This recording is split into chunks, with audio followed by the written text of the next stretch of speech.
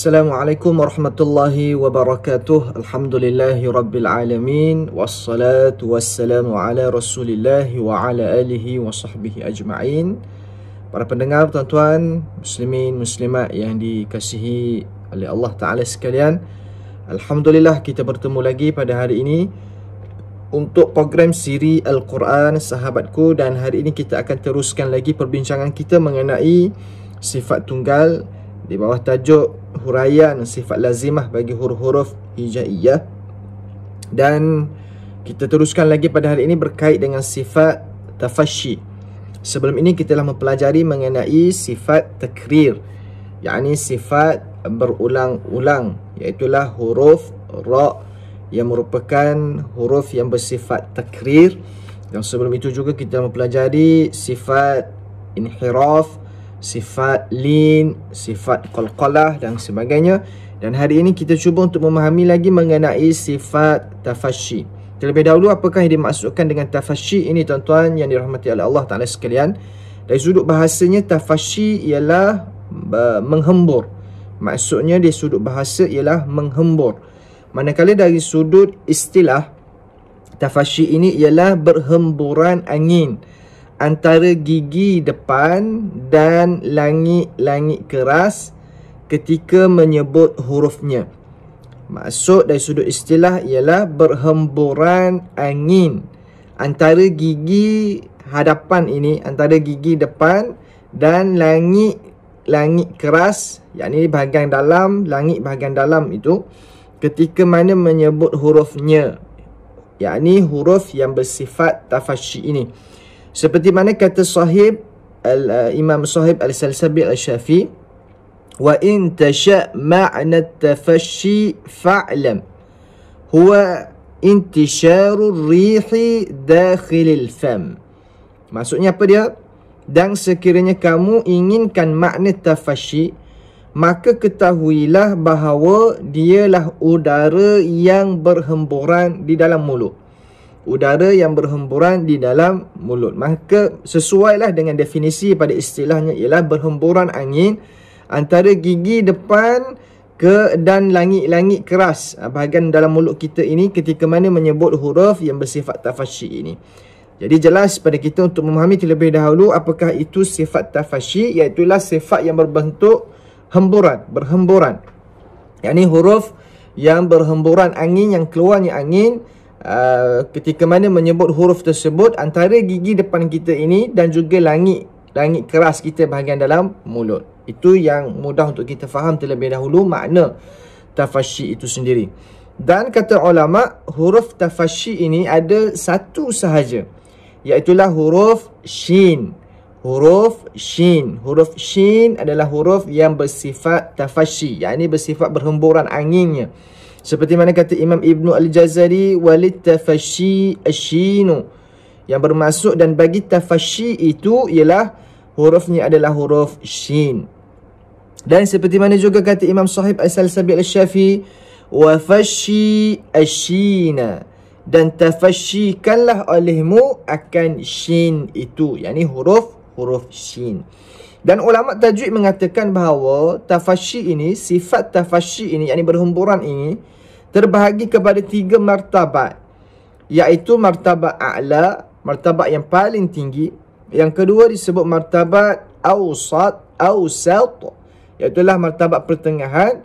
Dan yang ketiga disebut martabat adna, iaitulah martabat yang paling rendah. Bila sebut martabat a'la, iaitulah peringkat paling tinggi ini, dia hanya terjadi ketika mana huruf shin yang bersabdu, yakni disebut shin musyaddadah, shin yang bertasydid, shin yang bersabdu. Maka peringkat a'la ini ketika mana shin yang bersabdu itu, bila mana kita nak menyebut huruf shin itu, memerlukan kepada hemburan angin yang kuat. Sebab itu disebut sifat tafasyi ini berada di peringkat al-a'la, yakni peringkat yang paling tinggi. Seperti mana contoh bila mana kita membaca pada kalimah asy-syimal, asy-syimal.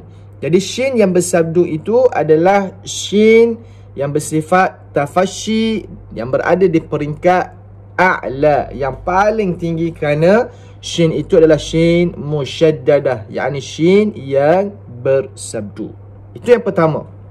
Yang kedua, disebut sebagai peringkat awsat, yakni peringkat pertengahan, ketika mana terjadi bila shin itu sukun, yakni shin sakinah, shin yang tidak berbaris. Contoh, bila mana kita menyebut pada kalimah wa ashhidu, wa ashhidu. Jadi shin yang sukun itu berada di bahagian pertengahan, menunjukkan hemburan angin dia kurang sikit nak berbanding ketika mana shin yang bersabdu, shin musyaddadah. Itu bahagian awsat, yakni bahagian pertengahan. Dan yang ketiga disebut bahagian adna, yakni bahagian yang paling rendah, terjadi ketika mana huruf shin yang berbaris, yakni shin yang berharakat ataupun disebut sebagai shin mutaharrikah, shin yang berbaris, seperti mana contoh pada kalimah yaghsha, yaghsha, yaghsha. Ketiga-tiga keadaan ini semuanya mengeluarkan hemburan angin. Cuma bezanya dari sudut kedudukan ketika mana bersabdu, ketika mana sakinah, dan juga ketika mana mutaharrikah ataupun harakat, yakni berbaris. Maka dari sudut hemburan angin itu ada perbezaan antara ketiga-tiga bahagian ini.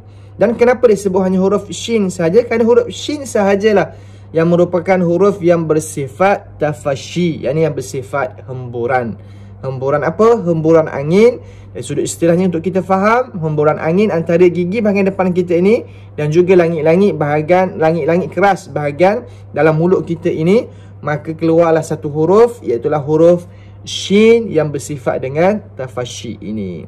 Jadi tuan-tuan dikasihi oleh Allah Subhanahu Wa Taala sekalian, bagi memahami lagi apa yang kita sebut tadi, kata Syekh Ibrahim As-Samannudi, wa fi shin tafashi kamula wa in yakun musakkinan fabayyinu wa haithuma shuddida fahuwa abyanu.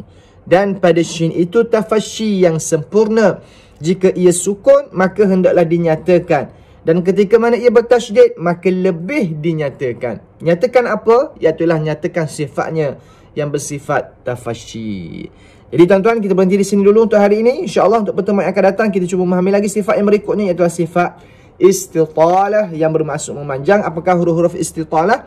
Dan kita juga untuk memahami sifat-sifat yang lain lagi, seperti mana gunnah dan sebagainya, insyaAllah pada pertemuan kita yang akan datang. Terima kasih tuan-tuan. Moga rahmat untuk kita semua, manfaat untuk kita semua, insyaAllah. Jangan lupa untuk sentiasa membaca Al-Quran. Jadikan Quran teman hidup kita di dunia ini. Moga menjadi syafaat kita di hari akhirat sana, insya Allah. Wallahu alam. Assalamualaikum warahmatullahi wabarakatuh.